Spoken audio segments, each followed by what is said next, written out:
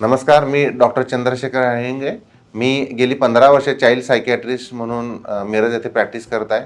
आज आपण लहान मुलांच्या वर्तणुकीच्या समस्याबद्दल चर्चा करणार आहोत. त्यापैकी एक महत्त्वाचा जो प्रॉब्लेम आहे तो म्हणजे कंडक्ट डिसऑर्डर, याला CD असं आपण म्हणू शकतो. तर कंडक्ट डिसऑर्डर म्हणजे काय, याची लक्षणं कोणती हे आपण बघूया.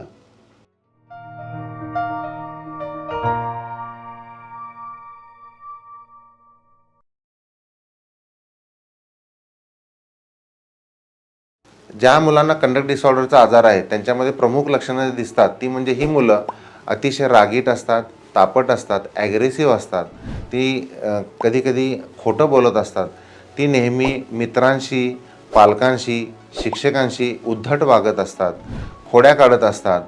इव्हन ते लहान मुलं जे असतात ती प्राण्यांशी क्रूरतेने वागत असतात. म्हणजे मांजर दिसलं तर त्याला शेपटी ओढ किंवा त्याला दगड मार, कुत्र्याला मार किंवा इतर प्राण्यांशी ते काहीतरी गैरवर्तन करत असतात. अशी मुलं शाळेमध्ये शाळेचे, समाजाचे जे नियम घालून दिलेले आहेत ते मोडत असतात.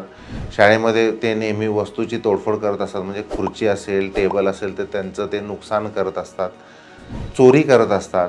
इव्हन छोट्या छोट्या चोरी म्हणजे इतर मुलांचे जे पेन्सिल असतील, रबर असेल किंवा जे काही वस्तू असतील तर ते चोरत असतात आणि त्या मुलांना ते न सांगता पण ते वापरत असतात. याचं त्यांना काहीच वाटत नसतं. काही मुलं नेहमी पालकांशी, शिक्षकांशी खोटं बोलत असतात.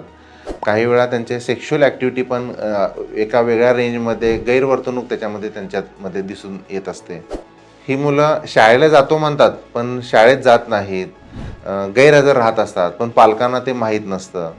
काही मुलं ही नेहमी भांडत असतात, त्यामुळे त्यांच्या तोंडातून शिवीगाळ निघू शकते, असभ्य त्यांचं वर्तणूक असू शकते.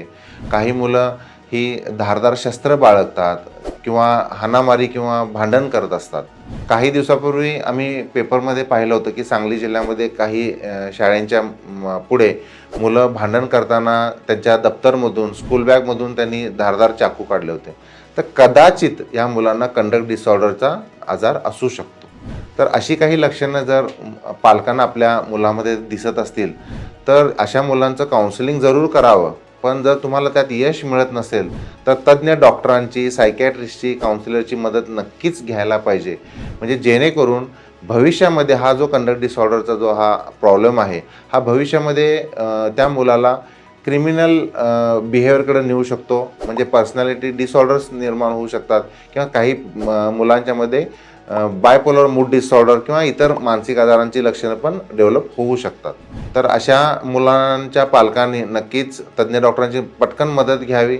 सायकियाट्रिस्ट, काउन्सिलिंग आणि जरूर पडलं तर मेडिसिननं आपणास मदत करू शकतात.